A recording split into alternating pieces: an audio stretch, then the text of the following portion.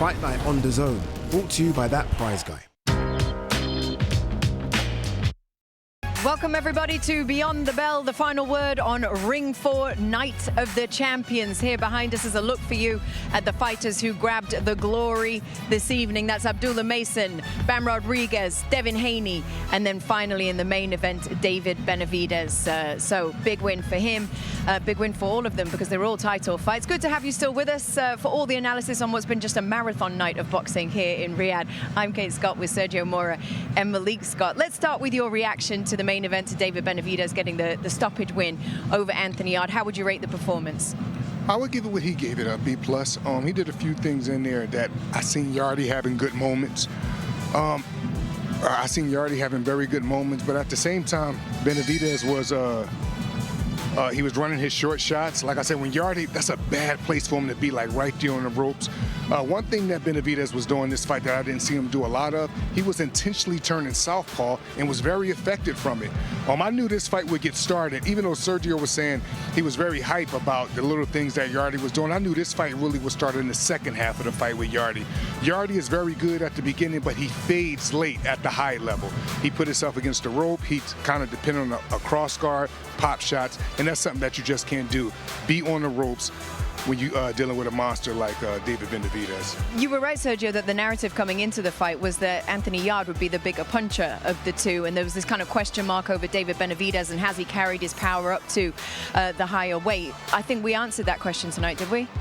We definitely did. The thing about Anthony Yarde, and he wasn't letting David Benavidez unleash on the 4, 5, 6, 7 punch combinations. That's the reason I was saying he was intercepting. He wasn't winning rounds, and he wasn't getting the respect of David Benavidez, but he was preventing the onslaught from coming. Yes. But ultimately, that wasn't enough. You can only stop a monster so many times, and he's just relentless. That's what makes David Benavidez so difficult to stop. He's gonna find a way. If it's not from the orthodox stance, it's from a southpaw stance. If it's not the head shots, it's the body shots. Yes, he's gonna break you down, and you better find a way to be relentless. I was giving credit to Anthony Yarde for trying to find a way. Yes. He was trying to find a way. And at times he was stopping the offense because Benavidez didn't get them 5, 6, 7, 8, 9 punch combinations off until literally the 5th or 6th round. Between 1 and 4, Yarde would roll and pop with the right hand to stop him in the middle of it. But like you say, when you're dealing with a monster like Benavidez, it's just hard to keep him off. And if you can't really punch, I'm not talking about just a heavy-handed guy. You got to be able to really punch to stop him. Let me ask you, Malik, real quick. Who do you think was the heavy-handed boxer? Who punched harder between both of them? I think Anthony Yarde punched harder, pound for pound. I agree. Harder than Benavidez. I was talking to Todd Grisham about that as well. He had the heavier hands, but speed kills. Yes. Kate. Right. Speed kills. When two guys have power like that, it's the smarter puncher and the faster puncher. Yes. Anthony Especially Yarde with the volume. gave a brave performance as well this evening. And one thing you have to say, I guess, is to his credit, he hasn't had an easy route to a title. This was his 3rd opportunity at getting a title. The first one was against Kovalev, the second one Beterbiev, and now he faces David Benavidez. That you have to give a lot of credit to a man who's willing to take on those kind of fights. Incredible resume thus far. Even though he came up short 3 times, he came up short with all pound-for-pound guys at one time besides Kovalev. Just one of those things, like as mean as this may sound or uncomfortable, everybody can't beat everybody at the top level. Like, you don't. And Anthony Yarde, he works hard. You can see his body physique. That is not enough. You can see he know how to shell guard. That is not enough. When you're going against David Benavidez, the monster with the presence, with the demeanor, with the nonstop, you have to have a lot to keep him off. But I think we know who can keep him off in the cruiserweight division. Go ahead, co-trainer. Who do you think can keep him off? The best cruiserweight in the world. May 2nd, Zurdo Ramirez. Zurdo Ramirez. And we're going to see how that go down. And I'm very excited about that fight. Zurdo is in camp now and training. And it's something else to look forward to in the cruiserweight division. Malik, you really think that Zurdo's better than Jai I think Zurdo Ramirez will stop Jai Abatai. Wow. Okay. He's never been in a ring with nobody like Zurdo Ramirez, ever. I think the bigger fight is with Zurdo, but I think the fight that's more competitive is with Jai. I think Jai's the best cruiserweight right now, in my opinion. Okay. Yeah, and that's mine. Agree to disagree. Yes, absolutely. Let's talk about one of the other fights that we saw in this card, one of the best fighters in the world right now, Jesse Bam Rodriguez fighting Puma Martinez. Not quite as competitive a fight as we thought it might be, but another just stellar performance from Bam, Sergio. what can you do better than a knockout? That's pitching a shutout against an undefeated fighter, against a champion. And this was a painful, one-sided fight. And it's like Bam was enjoying the beatdown. He was playing with his food. He wanted to have fun. He wanted to get rounds. He was schooling him. He was schooling an undefeated, determined world champion. It seemed like he wanted to teach him a lesson for all the bravado he did at the press conference, all the talking he was doing, the posing, the flash. All that went out the window when he was facing a monster in Bam Rodriguez. Malik, I know you well enough to know that you love the big fighters, right? You like watching the big men, but this is one of the small men that you will watch all day long. Absolutely, and he's also one of the small men that I compare to Usyk. Why? Because when Usyk used to fight at cruiserweight, he was having his way so much that I used to be like, ain't nobody here going to beat him. He need to go up and fight guys 30, 40 pounds. So why am I saying that? Because I'm not interested in the weight above Bam Bam. I'm interested in him fighting Nakatani, Inoue, those guys. Even the weight above him, those guys can't beat him. When you're watching this guy fight, you see everything. So usually when you say you see everything from a fighter, that means you may see him go backwards, you may see him go forward. No, he's going forward mostly of the time and showing you all kind of attributes, reflexes, angles, being controlling in the ring, pushing with open palms. He did everything correct in the ring tonight, everything. And he came out so relaxed. And that guy can punch.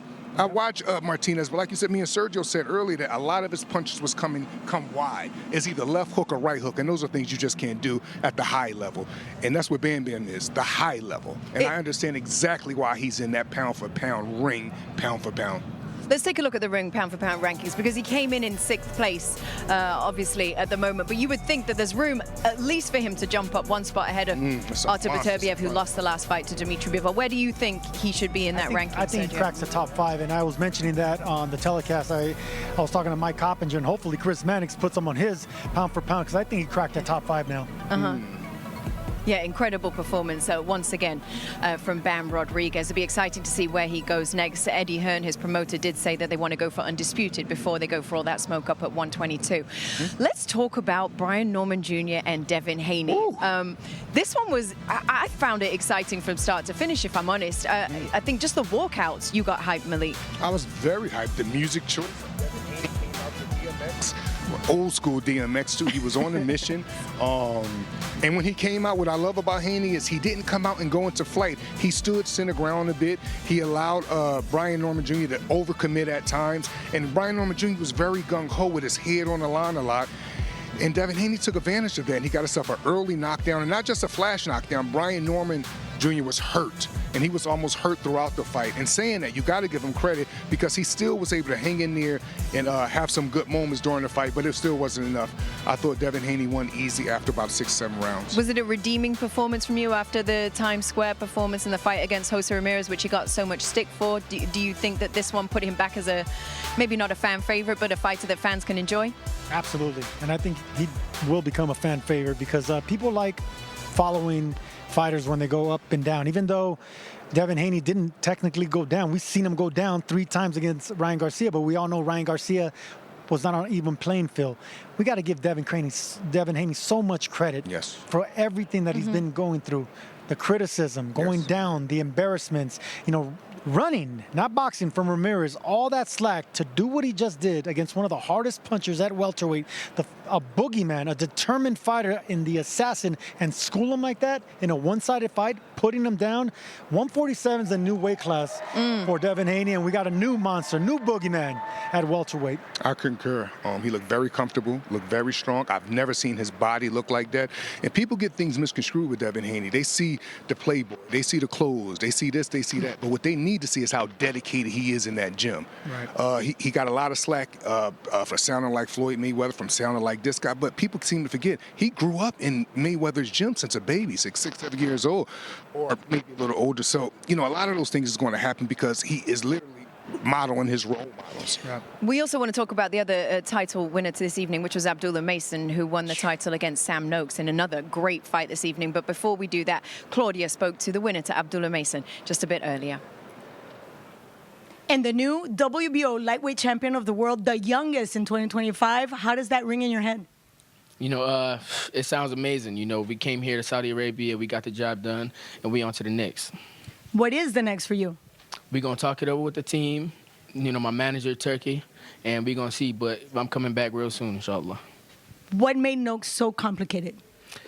I fought his fight. I feel like had I dialed in on my corner a little bit more, it would have made the fight that much easier. I started using my jab, and at times you did see me starting to outbox him.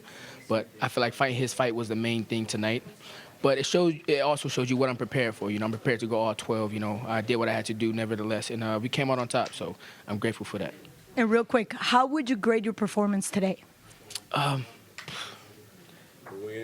A win for sure. Yeah. I don't know if I'm gonna enjoy watching it back, but it's definitely gonna be it's definitely a lot of experience gained. I can say that much. That was beautiful. Thank you very much. Thank you. Welcome back, everybody. So Abdullah Mason, with an important win tonight in his career over Sam Noakes, becomes the youngest current male world champion at just 21 years old. Stepped up in level and was up to the task tonight, Sergio. In a fight of the year. I mean, that was probably the fight of the night, the performance of the night. Even though Devin Haney did something great, that was entertaining. That's what people want to watch, and that's how you become a world champion. What a slugfest. You got to give Sam Noakes all the credit in the world. I hope they run this back. We deserve a rematch, but wow, what a performance by Abdullah Mason and becoming the youngest champion. Mason said that he's not sure that he'll enjoy watching it back, that he kind of got dragged into a fight where maybe he should have been boxing more. What do you think he will learn from watching it back, Malik? Just, he could depend on his outside game, but that right there is also to his credit. There's a lot of young fighters that have, I wouldn't say his same level of talent, but they lean on their skills. They lean on their mobility a lot. It's so many chances he took, and he made a decision tonight. You know what the decision was? I'm going to entertain the fans. Yeah, things may be a bit uncomfortable, and I'm going to try to push this imposing man back. And that right there sometimes is the difference between being good and great. He could have made things comfortable for himself, but he wanted to give himself another bit over that 100% mark, actually go 110. And that's by standing toe-to-toe sometimes, taking chances, trying to get your guy out of there. And you got to give it to Noakes because he was very, very tough. Very, very tough. Like Sergio said, he was a stubborn Brit. And he went away from his best punch, is the body punching. That's what makes Sam Noakes special. I mean, he's a strong puncher, but when he digs down to the body, that's what makes him better than most fighters, and he just neglected that in this fight. He did it at times and got away from it. At times, then he went away from it, and I think Abdullah Mason took advantage of that. I mean, it was a great fight, though, overall. Yeah, it was. It was a really good one. All night long tonight, we've had Emily Austin, who's been across all of our social channels. I'm sure you've seen her. That includes Fan Zone, of course. So let's find out from Emily what the fans have been saying. Obviously, star-studded night. The fans were incredibly engaged tonight. So you're speaking and we're listening. Here to talk us through some of the Fan Zone highlights is ring insider Mike Coppinger. Mike, big numbers gal over here. We're going to talk some polls. So the fans said, who should Mason fight next? And I'm very interested in this one.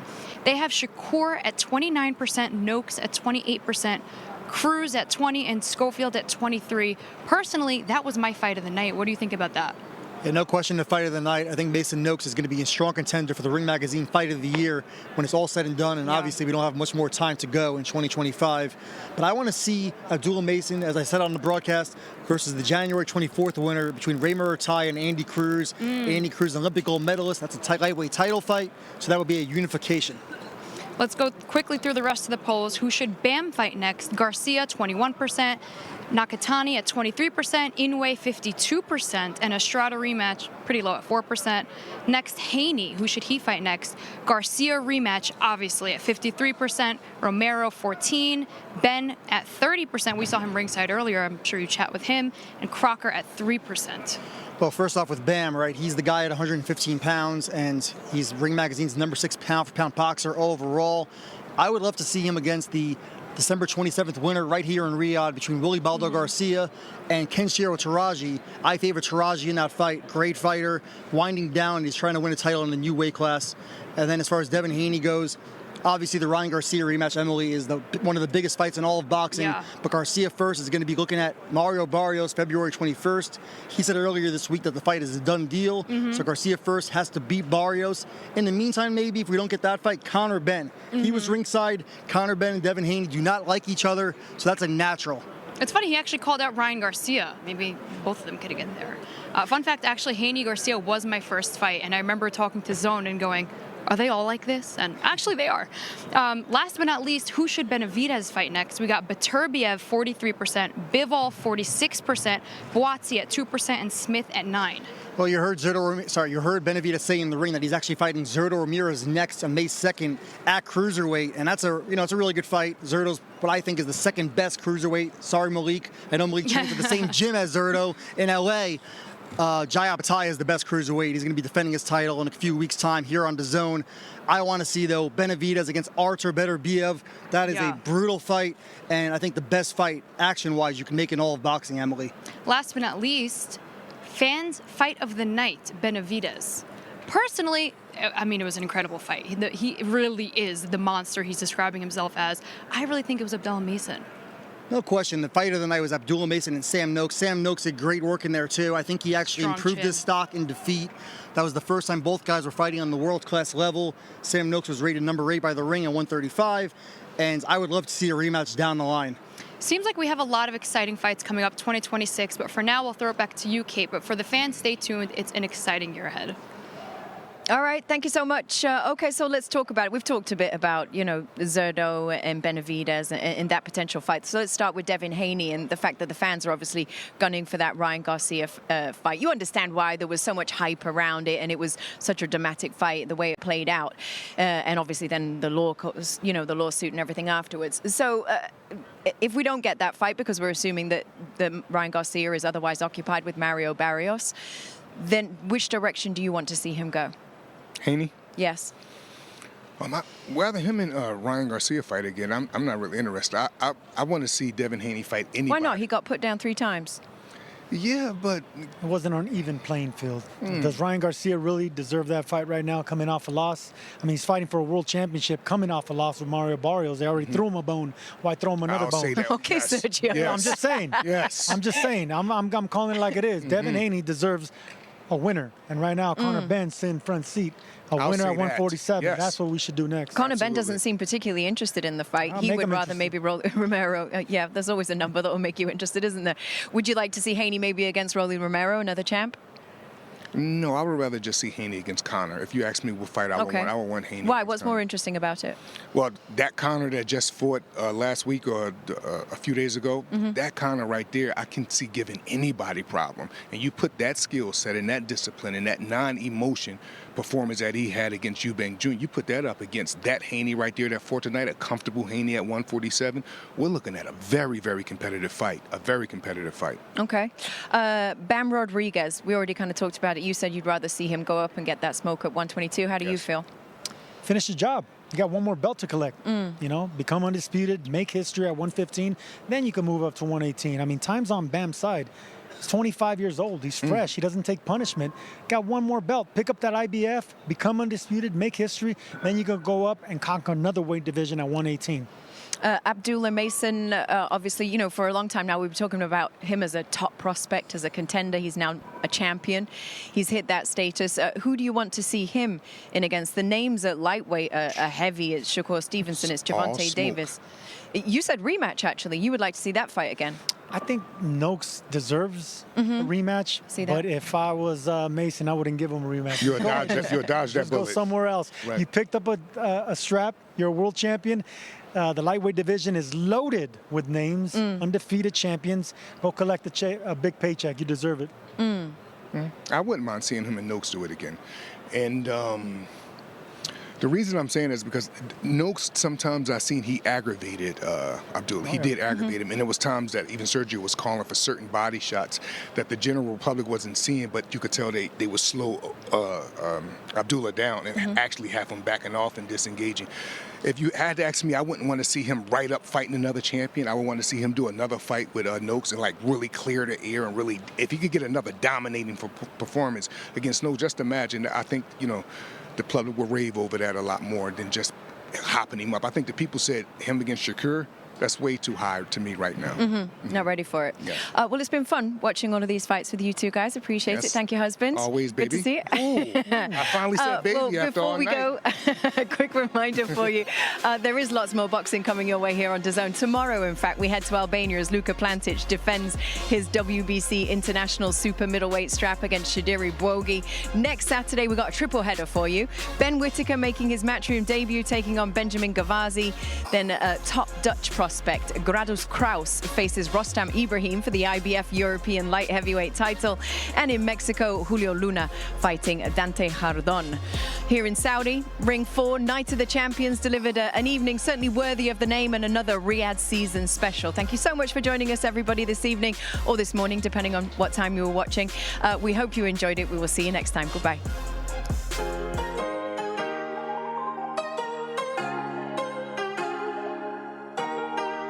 They say I wouldn't do it like I won't. They say I couldn't do it and they feel. They say I wouldn't do it and I fall. They say I couldn't do it and I did. I'm a champion. I'm a champion. Pull up in the Cybertruck. See you got minor bugs. See me, I got paper up. Watch me how I line it up. You know I've been nice on. New boots on, ain't trying on. I've been me, ain't trying on. Sipping on some Folger some. They say I wouldn't do it like I won't. They say I couldn't do it and they feel. They say I wouldn't do it and I fall. They say I couldn't do it and I did. I'm a champion. I'm a champion. They say I wouldn't do it like I won't. They say I couldn't do it and they feel. They say I wouldn't do it and I fall. They say I couldn't do it and